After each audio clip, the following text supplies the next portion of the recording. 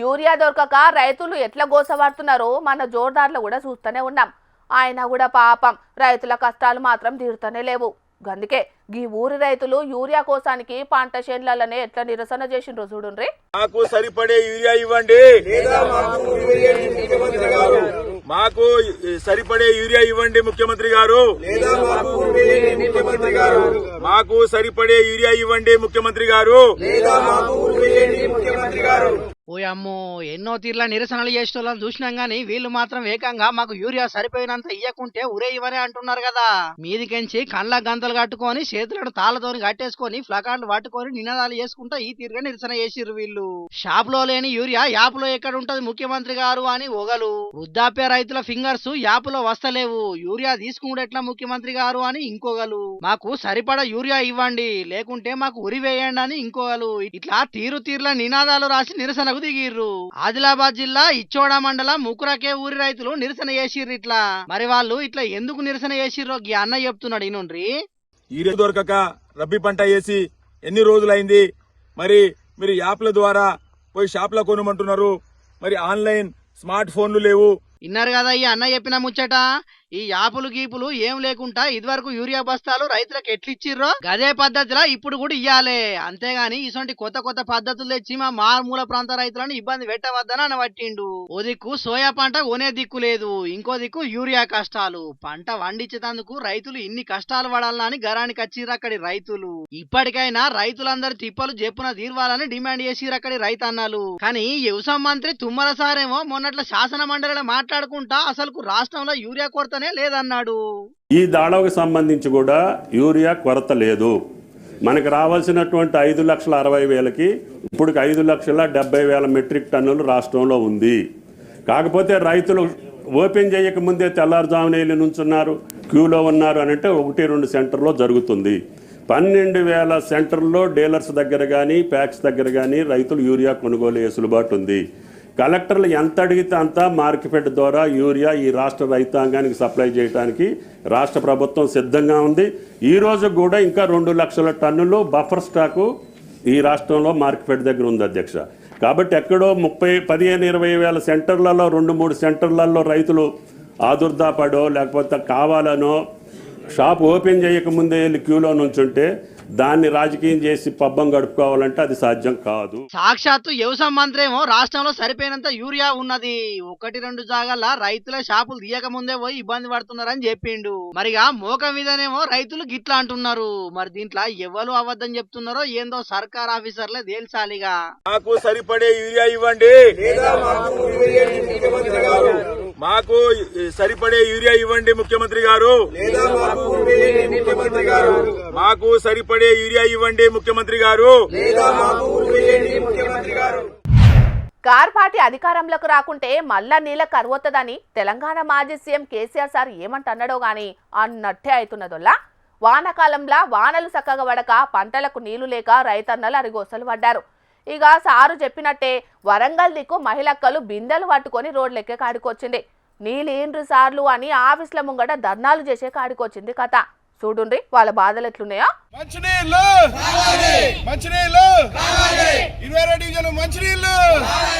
ఇవ్వాలే మాకు నీళ్లు ఇవ్వాలే అని ఒక్క తీరుగా బిందెలతోని ధర్నా ఎత్తున్నరుల్లో వరంగల్ మున్సిపల్ కార్పొరేషన్ 26వ డివిజన్లుండే లక్ష్మీపురం జనాలుల్లా.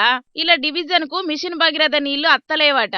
చెప్పి నోరు పోయిందట గాని అధికారులు లీడర్లు వట్టించుకున్న పాపాన పోతలేరట. ఇక సీఎం రేవంత్ అన్న కండ్లే పడేటట్టు వరంగల్ మున్సిపాలిటీ ఆఫీస్ ముంగట నిరసన చేసి తెలిసేటట్టు చేసిండ్రు. నల్లలు రాక గత 2 సంవత్సరాల నుండి వీళ్ళకి ఇబ్బంది పడుతున్నాము. ఎవరు కూడా పట్టించుకుంటలేరు. మాకు నల్లలు అత్తలేవని కార్పొరేటర్కు మన మంత్రి సురేఖకు అందరికీ చెప్తూనే ఉన్నాము. ఎవరు పట్టించుకుంటలేరు. మున్సిపాలిటీ ఆఫీస్కి వచ్చి చెప్పినాము, ఎవరు పట్టించుకుంటలేరు. మాకు నల్లలు వచ్చేటట్టు చేయమని పెద్దలందరినీ కోరుకుంటున్నాం. ఎందుకంటే ఏ నల్ల కడిగినా ఎవరొక బిందె పెట్టలేదు. ఈ ట్యాంక్ వస్తుంది, అది 4 రోజులకు ఒకసారి వారానికి ఒకసారి వస్తుంది. ఆ నీళ్ళు ఎక్కువ అయిపోతలేము. మాకు ఇంట్లో నల్లలు వస్తే అది వేరు ఉంటుంది. ఈ బయట నెలలకు అడిగిపోతే ఏం సరిపోతుందో సరిపోతలేకపోతుంది. పొద్దున లెక్క పనులు చేసుకోవాలి, కూలి పనులు చేసుకొని బతికేటోళ్ళు మేము. ఈ నీళ్ళకి ఇబ్బంది పడుకుంటూ అటు పనులకు పోవాలంటే చాలా కష్టం అవుతుంది. ఈ నీళ్ళ గురించి పట్టించుకోమని పెద్దలను మన కమిషనర్ గారిని మంత్రి సురేఖను కోరుకుంటున్నాం. ఏదో విధంగా నల్లలు వచ్చేటట్టు మాకు చేయాలి. కేసీఆర్ నల్ల ఉన్నాడా, నల్ల లేదు, నల్ల లేదు. రెండేండ్లకెంచి తాగునీళ్లు రాకున్నా ఓపికతోనున్నారట పాపం. ఇగత్తయ్ అగత్తయ్ నీళ్లు ఇస్తారని ట్యాంకర్లతోని బిందెలతోని తెచ్చుకొని సాలిచ్చుకున్నారట. కనీసం తాగేతందుకన్నా నీళ్ళిచ్చి పుణ్యం కట్టుకొనరని ఒక్క తీరుగా అడగబట్టిండ్రు అక్కలు. వాడకట్టోళ్ళు బిందెలతోని ధర్నాలు చేసేది చూసి కేసీఆర్ సారు ఎప్పుడో చెప్పిండని అన్నట్టే అన్ని జరుగుతున్నాయని బీఆర్ఎస్ వాళ్ళు అధికార పక్షాన్ని ఎడ్డించుకుంటా వీడియోలోని తిప్పబట్టిండ్రు. కాంగ్రెస్ జమానాల నీళ్లకు గోసే అనుకుంటా సూటిపోటి మాటలతోని ఎత్తేయబట్టిండ్రు ప్రతిపక్షపు లీడర్లు. మంచినీళ్ళు మంచినీళ్ళు 22 డివిజన్ మంచినీళ్ళు. పబ్లిక్ రోజుకు అంగడి ముంగటేసుకునే మా రాముల తాత వచ్చేయాలి కదా, మరి పెద్ద మనిషి ఏం చేస్తున్నాడో ఏమో ఆర్చుకుందాం పాండ్రి. ఓ తాత ఏం చేస్తున్నావే? అరే లస్కులు, మనం డౌట్ ఎక్కిలమో సురేందర్, మనం చాలా తెలివైన వాళ్ళం. ఉన్నది లేనట్టుగా లేనిది ఉన్నట్టుగా ఊహించుకొని అసలు నిజాలను బయటపట్టే తెలివి కల్లోలం అన్నట్టు. ఈ దునియా మీద మన డౌట్ ఎక్కిలకు మస్తు డిమాండ్ ఉంటుంది. కాబట్టి మనం ఈ విషయాలను ఇప్పుడు చాలా మనం చర్చించి మనం ఆ నిజాలను బయటికి రాబట్టాలి. సరేనా? రాసుకో నేను చెప్పింది నువ్వు రాసుకో. ఏంది డౌట్ ఎక్టీలా అంటే ఏంటన్నట్టు? ఓహో డిటెక్టివ్ కావచ్చు ఆయన. నువ్వు ఇవాళ ఈ వేషం ఎందుకు కట్టిన పెద్ద మనిషి అది చెప్పు. చెప్పుతా, నువ్వు అడిగింది చెప్పుతా, ఇగో వీడు అడిగింది కూడా చెప్పుతా. కానీ ఏ నుంచి మొదలు పెట్టాలనేది అర్థమవుతలేదు సురేందర్. నువ్వు ఎక్కడి నుంచి మొదలు పెట్టాలి అనేది నేను చెప్తా, కానీ ఇంతకు అన్న నిన్ను ఏమని అడిగిండు అనేది అది చెప్పు. కవితక్కను కారు పార్టీ నుంచి ఎందుకు ఎల్లగొచ్చిండు? అసలు కారు పార్టీ వాళ్ళు ఎల్లగొచ్చిందా, లేకుంటే కవితక్కనే కారు పార్టీ నుంచి ఎల్లగొచ్చేటట్టు చేసుకున్నారు? అసలు కవితక్కకు కారు పార్టీలో కొంతమంది తోటి పంచాదా, లేకుంటే కారు పార్టీ తోటే పంచాదా? కవితక్క కారు పార్టీలో ఉన్న కొంతమందిని టార్గెట్ చేసి మాట్లాడుతున్నప్పుడు వాళ్ళ నాయన కేసీఆర్ సార్ గాని వాళ్ళన్న కేటీఆర్ సార్ గాని ఎందుకు మౌనంగా ఉంటారు? అసలు ఆ మౌనం వెనకాల ఉన్న మర్మం ఏంటిది? అవ గవ్వి వీళ్ళిద్దరు అడిగిన ముచ్చట. అది ఇన్వెస్ట్మెంట్ కాదు ముసలోడా, ఇన్వెస్టిగేషన్. ఆయన నీకు ఊళ్ళ పంచాయతీలోనే సగా తెంపరాదు, ఇక వాళ్ళ పార్టీ పంచాయతీలో నువ్వేం తెంపుతావు చెప్పు. అందుకే జరంతా పలకపోను తక్కువ చూసి తలకాయలున్న గుజ్జును వాడమని చెప్పేది. ఆయన నీకు ఇవన్నీ ముచ్చట్లు అర్థం కావని. అరే చిన్న, ఇప్పుడు ముందుగా మనం ఏం చేద్దామంటే కవితక్క మాట్లాడిన ఒక్కొక్క ముచ్చట్ను ఇనుకుంటా ఇన్వెస్ట్మెంట్ చేద్దాం. సరేనా? నెంబర్ 1 ముచ్చట. నేను గతంలో ఉన్న పార్టీలో ఒక గుంటనక్క గారు ఉంటారు, వారిని మీరందరూ హరీష్ రావు గారిని పిలుచుకుంటారు. ఆ గుంటనక్క గారి వ్యవహారం చూస్తే నాకు ఏమనిపించింది అంటే ఈ తోక కుక్క నొప్పే పరిస్థితి వచ్చిందనిపించింది నాకు. అది ఎవరేమనుకున్నా ప్రజలు ఎట్లా అర్థం చేసుకుంటారో నాకు తెలియదు. కానీ కవితక్క హరీష్ రావును గుంటనక్క అన్నది. మరి ఆ గుంటనక్కలు ఉన్న పార్టీలో ఇన్నొద్దులు కవితక్క ఎందుకున్నది, ఎట్లున్నది? సరే, కారు పార్టీ వాళ్ళ నాయన కేసీఆర్ సార్ పెట్టింది కాబట్టి ఆమె ఇన్నొద్దులు ఆ కారు పార్టీలో ఉన్నది అనుకుందాం. మరి ఆమె కారు పార్టీలో ఉన్న కొంతమంది నాయకులను గుంటనక్కలు అని విమర్శిస్తున్నప్పుడు వాళ్ళ నాయన కేసీఆర్ సారు వాళ్ళ అన్న కేటీఆర్ సారు ఎందుకు మౌనంగా ఉంటాడు? అంటే కవితక్క కారు పార్టీలో ఏదో పెంట పెట్టింది, అందుకే దాన్ని కప్పిపుచ్చుకునేందుకు అందులో ఉన్న కొంతమంది లీడర్లను గుంటనక్కలు అట్లా ఇట్లా అని విమర్శిస్తుంది కాబట్టి వీళ్ళు మౌనంగా ఉంటారు కాబట్టి. ఆమె చేసిన పెంటే ఉన్నా తాత, లిక్కర్ కేసు మీద 6 నెలలు జైలు పోలేదా? దాంట్లో ఏం లేదని బయటికి రాలేదారా? 6 నెలలు జైలలేదా? జైలు ఉన్నప్పుడు పార్టీ పరువు పోలేదా? వామ్మో, మీ ఇన్వెస్టిగేషన్ పోలీసు వాళ్ళ కంటే ఎక్కువనే ఉన్నదేమే. ఇంకా చెప్పుండ్రి ఏమేం చెప్తారో మేము కూడా వింటాం. ఆ ఎడిటర్ పిల్లగా కవితక్కది ఇంకో ముచ్చట బయట టీఆర్ఎస్ నుండి బీఆర్ఎస్గా మారుస్తామనేటటువంటి ఒక కీలకమైన నిర్ణయం తీసుకోవడం జరిగింది అధ్యక్ష. ఆనాడు కూడా ఆ మీటింగ్ నేను అటెండ్ అవ్వలేదు అధ్యక్ష. నేను ఒప్పుకోలేదు, ఈ పేరు మార్పుకు ఒప్పుకోలేదు, నేషనల్ పాలిటిక్స్లోకి వెళ్ళడం కూడా నేను ఒప్పుకోలేదు అధ్యక్ష. అంటే ఒక మాట అధ్యక్ష, ఇట్లాంటి హౌస్లో చెప్పొచ్చో లేదో కానీ తెలంగాణలో ఏం పీక్ కట్టలు కట్టినామని నేషనల్కి పోయి చేస్తాం అధ్యక్ష. మనం ఎన్ని పనులు మిగిలినాయి అధ్యక్ష తెలంగాణలో చేయాల్సినవి? Note this point. ఆనాడు టీఆర్ఎస్ పార్టీని బీఆర్ఎస్ పార్టీగా మార్చేటప్పుడు వాళ్ళ నాయన కేసీఆర్ సారుకు నుదుటన తిలకం దిద్ది మెడల కండు వేసింది ఈ కవితక్క. మరి ఆనాడు అట్లా చేసి ఇప్పుడు ఇట్లెందుకు మాట్లాడుతుంది? అది మనం తెలుసుకోవాల్సిన ముచ్చట. రాసుకో. వారే వా, ఏమన్నా పాయింట్ పట్టినవా అనే తాత? ఇవే ఉన్నాయా, ఇంకేమన్నా పాయింట్లు పట్టినవా? ఇంకో ముచ్చట. చేయిపాటి ఎమ్మెల్యే మల్రెడ్డి రంగారెడ్డి అనే సారు కవితక్క కాంగ్రెస్ పార్టీలో చేరిన ఆశ్చర్యపోని అవసరం లేదు అని అన్నాడట. అంటే దీని అర్థం ఏంది? కల్వకుంట్ల కవితక్క కొత్త పార్టీ పెడుతుందా, లేకుంటే కాంగ్రెస్ పార్టీలో షరీక్ అవుతుందా, లేకుంటే పువ్వు పార్టీలో షరీక్ అయ్యి వాషింగ్ పౌడర్ నిర్మా అవుతుందా? ఈ ముచ్చట కూడా మనం లోతుగా ఇన్వెస్ట్మెంట్ చేయాలి. అర్థమైందారా నీకు? రాసుకో. కాలం ఎప్పుడు ఎట్లా మారుతుందో, ఎవరిని ఏ పాటలో కలుపుతుందో ఎవరికి తెలిసే తాత. ఈ ముచ్చట కూడా గంతే కావచ్చు. కవితక్క మాట్లాడుతున్న మాటల వెనక మర్మం ఏంది? కవితక్క వెనక ఎవరన్నా ఉండి ఇట్లా మాట్లాడిపిస్తున్నారా, లేకుంటే కవితక్కనే ఇట్లా కావాలని మాట్లాడుతున్నదా? ఈ ముచ్చట మనం తెలుసుకోవాలి. పాయింట్ తాత ఇది. రాయ్ నువ్వు పాయింట్ లాగో రాయ్. నీ నోటీస్ పాయింట్ సల్లగుండా ఇవన్నీ తెలుసుకొని నువ్వేం చేస్తావే? అసలైన ముచ్చట ఇది. మనం ఇంకా బాగా లోతుగా ఇన్వెస్ట్మెంట్ చేయాలి. కారు పార్టీ అధినేత కేసీఆర్ సారు కవితక్కల్లో నాయన. ఆ కారు పార్టీ బాధ్యతలన్నీ చూసుకుంటున్న వర్కింగ్ ప్రెసిడెంట్ కేటీఆర్ సారు వాళ్ళ అన్న. వీళ్ళిద్దరూ కవితక్కని ఏమన్నా మాట గిట్లా అన్నట్లేదు ఉంటే కారు పార్టీని బదనాం చేయాలి. కానీ ఆ పార్టీలో ఈమె అంటున్న గుంట నక్కలు ఏవో అన్నాయని కారు పార్టీని ఎందుకు ఇంతగానం బదనాం చేస్తున్నది? ఆమె అన్నట్టు ఏం బీకని ఆ కారు పార్టీలా ఇన్నొద్దులు ఎందుకున్నది? ఇగో ఇది ఇన్వెస్ట్మెంట్ చేయాలి. అది రాయి. ఇది అసలైన పాయింట్. కారలస్కులు నోరు మాట్లాడుతుంటే నొసలు ఎక్కిరిస్తుందటనే తాత. కవితక్క ఇన్నిన్ని మాటలు మాట్లాడుతుంటే బయట జనాలు కూడా ఎన్నెన్నో మాట్లాడుకుంటున్నారు. కారు పార్టీకి అధికారం ఉన్నప్పుడు ఆహా ఓహో అన్న కవితక్క ఆ పార్టీకి అధికారం పోగానే ఎందుకు పాతాళానికి తొక్కాలని అనుకుంటాంది. లెక్క పెడతాంది. అందుకే కారు టైర్లను పంప్షార్ చేస్తాందున్నట్టున్నది. అంతే నారలస్కులు. ఇది కూడా ఆలోచించాల్సిన ముచ్చటేనే తాత.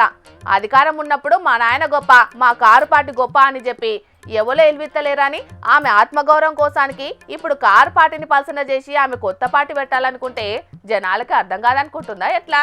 లాస్ట్లో ఒక పాయింట్ మంచిగా రాయా. వాళ్ళ నాయన పెట్టిన కారు పార్టీ రాష్ట్రంలో ఏం బీకలేదు అని, వాళ్ళ నాయనకు ఇరివి అని కారు పార్టీ ఉంటెంత పీకుతెంత అని అన్నది. ఆ పార్టీకి అసలు నైతికతే లేదు అని అన్నది. ఇన్ని మాట్లాడిన కవితక్క కారు పార్టీలో టికెట్ కోసానికి మాత్రం ఎవరిను ప్రాధేయపడలేదట. జనాలలో ఓడిపోయిన కవితక్కను మాత్రం వాళ్ళ నాయన కేసీఆర్ సారు ఆమెకు ఎమ్మెల్సీ పదవినిచ్చి మళ్ళీ అదే జనాలలో ఉంచుండు. అంటే దీన్ని బట్టి ఎవరికి నైతికత లేదన్నట్టు. ఇన్వెస్ట్ లేదు కానీ ఇంట్లో కోడి పూర్ణాట కోలేదట ముచ్చడేదో తెలుసుకోపో. ఈ కథ మంచిగా ఉన్నది. అది అసలైన ముచ్చట. దాని ముందు తెలుసుకోవాలి. మరి ఏ దొంగలు బతుకం పేర్లో ఏమో కథ. పో తాత పో, జల్దీ నింటికో. కవితక్క మీద ఇన్వెస్టిగేషన్ అటెంక చేద్దాం గానీ ముందుగా ఇంట్లో మాయమైన కోడి గురించి ఇన్వెస్టిగేషన్ చేయిపోవే. ఆయన ఇప్పుడు మా రాముల తాతనే కాదల్లా చాలా మంది గిట్లనే ఆలోచనలు చేస్తున్నారు. కేసీఆర్ మీద సిబిఐ విచారణ దాకా వచ్చినాక పార్టీ ఉంటేంది పోతేందని ఇదివరకు మాట్లాడిన కవితక్క ఇవాళ తెలంగాణలో ఏం చేసినామని దేశ రాజకీయాలకు పోదామనుకుంటున్నారని కేసీఆర్నే గంత పెద్ద మాట ఎట్లన్నది? ఇన్ని రోజులు హరీష్ రావు, సంతోష్ రావునే గట్టిగా విమర్శించిన కవితక్క ఇప్పుడు ఏకంగా పెద్ద సారు మీదనే గిట్లెందుకు మాట్లాడుతున్నది? దీని వెనకాల ఎవరనున్నారా?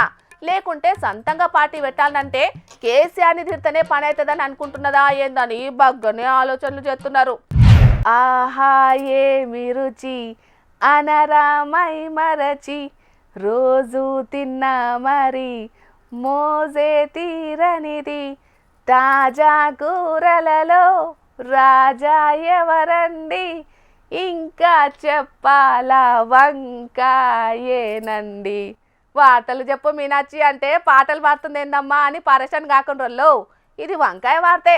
ఓ జయంతన్నా ఇక ఈ రేడియోగా పేరుకు కూరగాయలల్లో రారాజు అంటాం వంకాయలను గాని వంకాయలంటే ఉంటే బెత్తడుంటాయి లేదంటే జానడుంటాయి. అది కాకుంటే గుండ్రంగా చిన్నపాటి బంతి లెక్కనే ఉంటాయి గాని గీ వంకాయ చెట్టున్న వంకాయలను చూడుర్రే మూరెడికింత ఎక్కువనే పెరిగినాయి. అరే మునక్కాయల లెక్కనే బగ్గ పొడిగే ఉన్నాయి కదా వంకాయలు. చెట్టు కూడా ఏపుగా పెరిగింది షీడగీడ ఏది లేకుండా. మరి అన్న ఏడవాటుకొచ్చినవే గీ ఇత్తనాలు ఏం బ్రీడ్ ఇది? అసలు ఏంది దీని కథ జర చెప్పు. నా పేరు వచ్చేసి కోడి వెంకటేష్.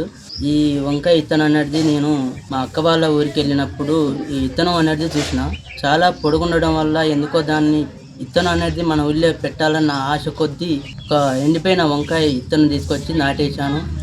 బాగా పెట్టినాక ఒక మినిమం ఒక నెల రోజులనే బాగా ఎత్తు బాగా పెరిగిపడడం అయింది. కాయలతో మినిమం ఒక 20-30 కాయలు కాసినవి.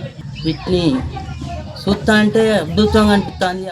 నిజమే, గీ ఇత్తనాలతోటి వంకాయ తోట పెడితే రైతులకు గట్టి లాభమే ఉండేటట్టున్నది కదా. మైబాద్ జిల్లా కేసముద్రం ఊరు కోడి వెంకటేష్ అనే గీ అన్నది మొన్నీ నడమనే అక్కింటి పోతే వాళ్ళ ఇంటికాడ చూసి తెచ్చి నాటిండట వంకాయ ఇత్తనం. నాటిన నెల రోజులలోనే పూత ఊసి కాతగాసిందట. 15 ఇంచుల పొడవు ఉన్నది ఒక్కోటి. కోత కోసే టైంకు 1 కిలో బరువు ఉండే అవకాశం ఉన్నదట. ఇక గిదే ముచ్చట మీద శాస్త్రవేత్తలను అడిగితే జన్యు మార్పులు చేయంగా కొన్ని కాయలు గిట్ల పెరుగుతాయన్నట్టు చెప్తున్నారు. పిల్లగాళ్ళు ఆటలలో ముంగట పడాలని ఆడాడ ఆటల పోటీలు పెడతారు. సీనియర్ ఆటగాళ్ల పేరు మీద, జీవిర్స్నోళ్ల పేరు మీద టోర్నమెంటులు పెట్టి సౌలతులు చేసి పిల్లగాళ్ళు ఆటలలో మెరిచేటట్టు చేస్తారు. గట్లనే గీడ కూడా కొందరు క్రికెట్ పోటీలు పెట్టిండ్రు.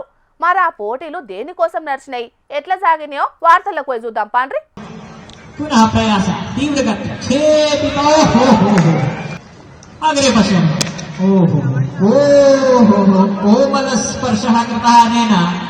వారెవ్వా, ఆ కామెంటరీ, ఆ కట్టుబాట్లు, ఆటగాళ్ల పంచకట్లు మామూలుగా లేవు కదా. ఇయా రేపు ఏ ఆటలు ఆడాలన్నా డ్రెస్ కోడ్ అన్నట్టే చాలా మంది ట్రాక్ ప్యాంట్లు, టీషర్ట్లు వేసుకుని గ్రౌండ్ లో దిగుతున్నారు. ఆ సొంటోళ్లను నిత్యం చూస్తూనే ఉన్నాం. కానీ మధ్యప్రదేశ్ దిక్కు భోపాల్ కాడ వీళ్ళు వెరైటీగా ఆలోచన చేసిండ్రు. టైట్ బట్టలు, బయటి దేశపు ఫ్యాంట్లను కాకుండా దోతులు, కుర్తాలతోని ఫీల్డ్ మీదకి వచ్చిండ్రు. బ్యాట్స్మెన్లు, కీపర్, బౌలర్, ఫీల్డర్లు, ఆఖరికి ఎంపైర్లు, కామెంటరీ ఇచ్చేటోళ్లు కూడా దోతులు కట్టుకునే పిచ్ మీదకి వచ్చిండ్రు. అపరస్మిన్ అమితః ఉభయోః నిర్ణాయకోః fantastic bowling, mind blowing catch అనుకుంటా నోరు తిరగని భాషల లైవ్ కామెంటరీతోని తిప్పలు పడకుండా సంస్కృత భాషను కాపాడే పనులు పడ్డారు. కామెంటరీని సంస్కృతంలో వినిపించి అటు దిక్కు సంస్కృత భాష పతార ఇంకింత పెరిగేటట్టు చేస్తున్నారు. భోపాల్ దిక్కు ఆటగాళ్లకు, గుళ్ళల్లా పూజలు చేసే పూజార్లకు మహర్షి మైత్రి క్రికెట్ టోర్నమెంట్ పెట్టి క్రికెట్ ఆడిపించిండ్రు. పంచకట్టుల యూత్ పొలగాండ్లయితే మెరిచిపోయిండ్రు.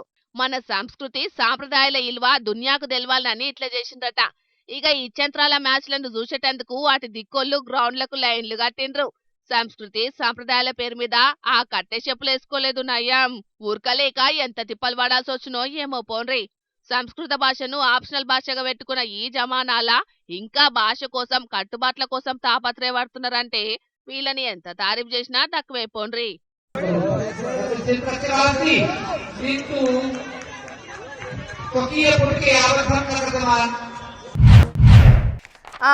ఇక తెచ్చిన వార్తలన్నీ అయిపోయినాయి. ఇవుల్లా ఇయాల్టి జోర్దార్ వార్తలు. మళ్ళొచ్చే జోర్దార్లా మళ్ళా కలుద్దాం. అప్పటిదాకా చూస్తూనే ఉండండి హెచ్ఎం టీవీ. అట్లనే ఇంకెన్ని మంచి మంచి వార్తల కోసం హెచ్ఎం టీవీ యూట్యూబ్ ఛానల్ని సబ్స్క్రైబ్ చేసుకోండి. ఇసంటి ముచ్చట్లు ఆడ మస్తుగుంటాయి. అన్ని ముచ్చట్లు మీ దాకా చేరాలంటే తప్పకుండా గంట కొట్టుండ్రి, లైక్ చేయండి, ఈ ముచ్చటను మీ దోస్తులకి షేర్ చేయండి. ఏమంటున్నాం? సరే మరి, టాటా.